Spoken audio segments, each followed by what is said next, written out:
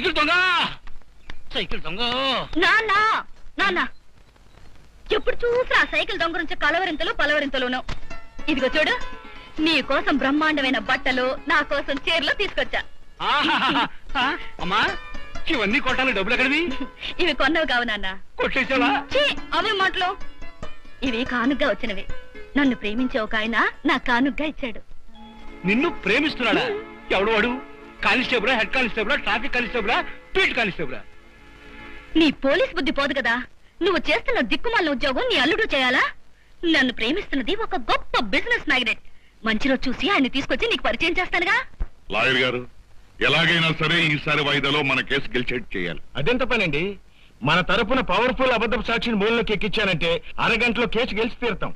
మీరేగా ఇంతకాలం వాయిదాలేస్తూ కేసు జరుపుతూ ఉంటే మీకు లాభం మాకు లాభం అన్నారు.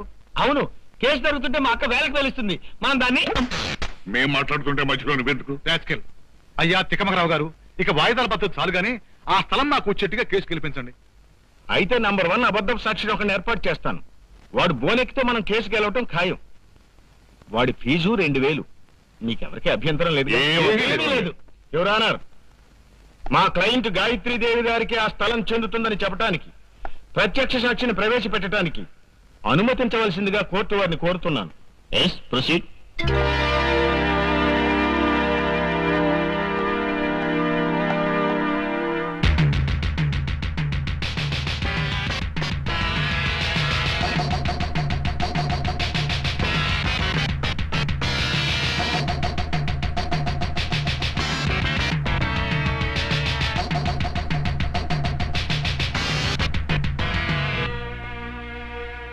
ప్రత్యక్ష సాక్షి కథనం ప్రకారం తగాదాల్లో ఉన్న స్థలం యావత్తు గాయత్రీదేవి గారికే చెందుతుందని తీర్పు ఇవ్వడమైనది.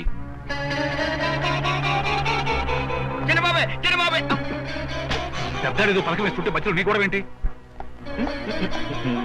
ఎలా చెప్పాడండి మన వాడు సాక్ష్యం? అద్భుతం. అతని అబద్ధం అంటుంటే అది నిజమేనేమోనని నాకే అనిపించింది. ఇదిగోనే డబ్బు.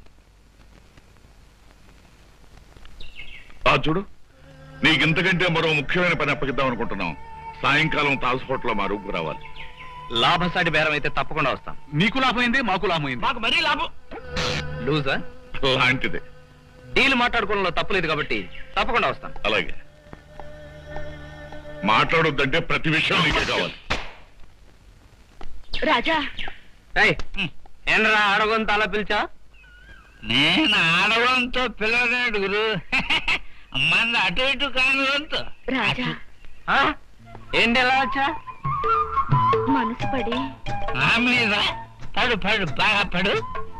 నీ మీద కాదు, రాజా మీద మనసు పడి. ఆపు ఆపే చిలక.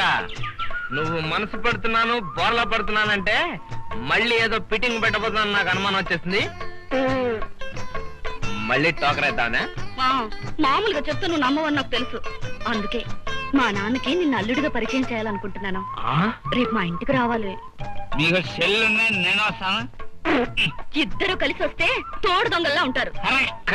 రాజా, నువ్వు పెద్ద బిజినెస్ మ్యాగ్నెట్ అని మా నాన్నతో చెప్పాను కనుక నువ్వు దర్జాగా స్టైల్ గా మా ఇంటికి రావాలి. ఇదే మా ఇంటి అడ్రస్. నీ నెయ్యి రొట్టెలో పడింది. ఇప్పటి నుంచే దర్జా నిలబడడం, నడవడం, మాట్లాడడం, కనుగొట్టడం ప్రాక్టీస్ చేయి. ఉండరా, ఆ అమ్మాయి దెబ్బకి తాగినంత దిగిపోయింది. మళ్ళీ కొడతాం పదా.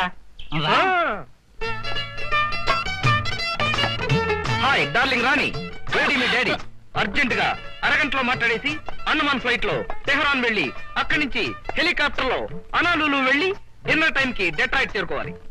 ఆపు, నీ పిచ్చి బాబుడు ఆపు.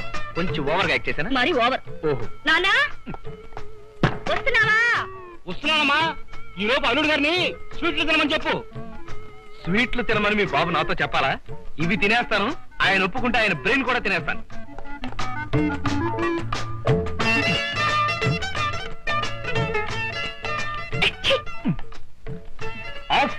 ఈ స్వీట్లు తింటూ కూర్చుంటే అవతల స్విట్జర్లాండ్ లో లక్షల విలువైన నా వ్యాపారానికి నష్టం వచ్చేస్తుంది. ఆ వస్తున్నా అల్లుడు గారు, ఈ లోపు మీరు అరటి పళ్ళు తినండి. ఓహో, మన స్టైల్ చూసి మీ బాబు అదిరిపోతాడేమో. అన్నట్టు మీ నాన్న ఏ ఉద్యోగం చేస్తాడను? నమస్కారం అల్లుడు గారు. ఈ టైంలో కారణం పడ్డం అంటే నాకు ఇష్టం ఉండదు నాన్నగారు. ఫేస్ లో ఫేస్ పెట్టి చేతిలో చెయ్యి పెట్టి షేక్ హ్యాండ్ ఇచ్చుకునే పద్ధతిలో. అసలు ఓసారి న్యూయార్క్ లో ఏం జరిగిందంటే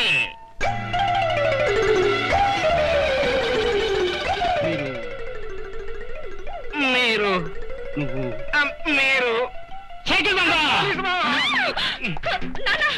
సింగపూర్ నుంచి సింగపూర్ కదే, వీడు దొంగపూర్ నుంచి వచ్చాడు. ఆ సైకిల్ దొంగ సైకిల్ దొంగ సైకిల్ దొంగ వీడు సైకిల్ ఎత్తుకున్నాడు. వీడే సైకిల్ దొంగ. అమ్మో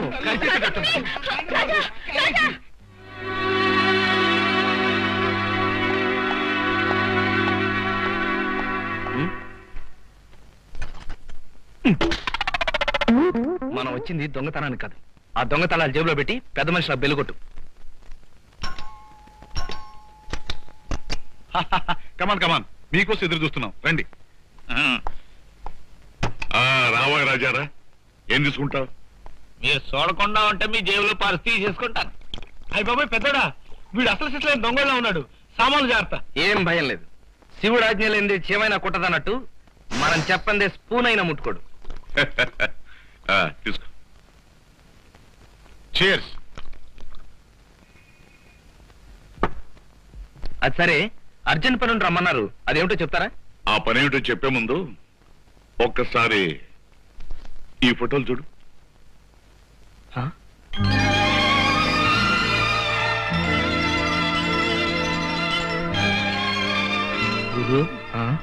ఎంత స్టైల్ గా ఫోటోలు ఎప్పుడు నొక్కించేసుకున్నావు? ఇది నా ఫోటో కాదురా, నాలాగే ఉన్న ఇంకో మనిషి ఫోటో. అవునా సార్? కరెక్ట్ రాజా, ఇతను అచ్చం నీలాగే ఉండే మా చిన్నబాబు. అతను ఇప్పుడు విదేశాల్లో ఉన్నాడు. అతలా నువ్వు మాకు నటించి పెట్టాలి. ఊరుకోరా, ఆవేశపడిపోకరా బుల్లడా. అతనికి వివరంగా చెప్పనే. చూడు రాజా, మా చెల్లాయి గాయత్రీదేవికి 2 కొడుకులు. పెదబాబు చనిపోయాడు. రెండో వాడు ఇతను విదేశాల్లో ఉన్నాడు. ఇతని కోసం మా చెల్లాయి బెంగ పెట్టుకుని ఉంది. ఆ సంగతి మాకెందుకు చేయటం? ఈయన విదేశాల నుంచి రప్పించబోతుందిగా.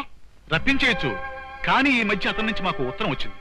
తన గుండెల్లో కన్నం ఏర్పడిందని, ఆపరేషన్ చేస్తేనే తప్ప తను బతకనని, ఆ ఆపరేషన్ కూడా నిలబడుతుందని, ఈ విషయం అమ్మతో చెప్పొద్దని అతను రాశాడు. అంటే కొడుకు ప్రమాద పరిస్థితిలో ఉన్నట్టు తల్లికి తెలియనివ్వకూడదంటారు. అవును, తెలిస్తే ఆ కన్న తల్లి గుండాగి మరణిస్తుంది. అప్పుడు ఆ వజ్రం ఎక్కడుందో ఎవరికి తెలియదు. ఒరే బుల్లడా, నువ్వు నోరు మూసి కూర్చుంటావా, బాత్రూమ్ లో పడే స్థానం పెట్టమంటావా? చూడు రాజా, ఆ కొడుకు రాకపోతే ఆ తల్లి బెంగతో మంచం పడుతుంది. ఎందుకు రాలేదో తెలిస్తే బాధతో మరణిస్తుంది. కనుక అతను వచ్చే వరకు నువ్వే కన్నకొడుకులాగా నటించాలి. ఇదేదో చాలా కష్టమైన పనిలా ఉంది. అబద్ధాలు అద్భుతంగా చెప్పగలిగిన వాడివి, కోర్టులో గొప్పగా నటించేవాడివి, నీకేం కష్టమయ్యా? కన్న తల్లి లాంటి ఒక మంచి మనిషిని కాపాడినందుకు పుణ్యం వస్తుంది, నటించినందుకు ₹1,00,000 డబ్బు వస్తుంది. ₹1,00,000? అంత డబ్బుకు నటించడానికి నాకేం అభ్యంతరం లేదు. ఎంతకాలం నటించాల్సి వస్తుంది? ఎంతకాలం, 1 నెల రోజులు చాలు. ఈ లోపుగా మా చిన్నబాబు వస్తాడు, నువ్వు వెళ్ళిపోవచ్చు. నా పోలిక వాడు ఎవడన్నా ఉన్నాడా? 25 ఏళ్ళుగా నటిస్తా. ఉన్నవాడితో ఇబ్బంది పడలేక వస్తుంటే నీ పోలికలు కలవాడు కూడా మా ప్రాణానికి. నువ్వు నోరుపోయినా. చూడు రాజా, నువ్వు రేపు ఇక్కడికి వస్తే నీ పాత్రను గురించి వివరాలు చెప్తాను. ఇదిగో 10,000.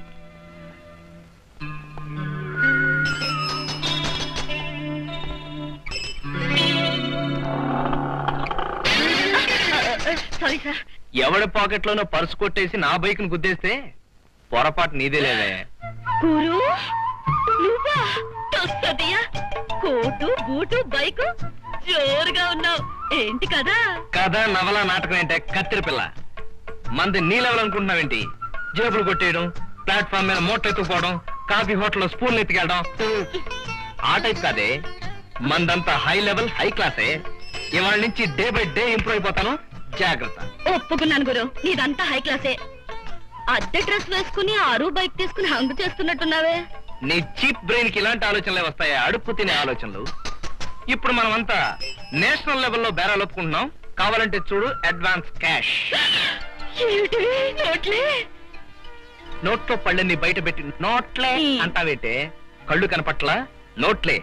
ఇది 10,000 అడ్వాన్స్ మాత్రమే. ఒప్పుకున్న పని ఫినిష్ అయిపోతే 1,00,000 వస్తుంది. 1,00,000? గురు గురు గురు గురు, ఎంత కాదనుకున్నా మనం లవ్వింగ్ సెటప్ కదా, మన మధ్య సీక్రెట్లు ఉండకూడదు. ఆ పని ఏమిటో చెప్పు గురు. ఆగక్కడ. సెటప్ సెటప్పే, బిజినెస్ బిజినెస్. విషయం నీతో చెప్పాననుకో నిప్పుకోడిలాగా నువ్వు తలదూరుస్తావు. అందుకే నీతో చెప్పను. పని పూర్తి చేసుకుని 1 నెల రోజుల్లో మళ్ళీ కలుస్తాను. వస్తా. గురు గురు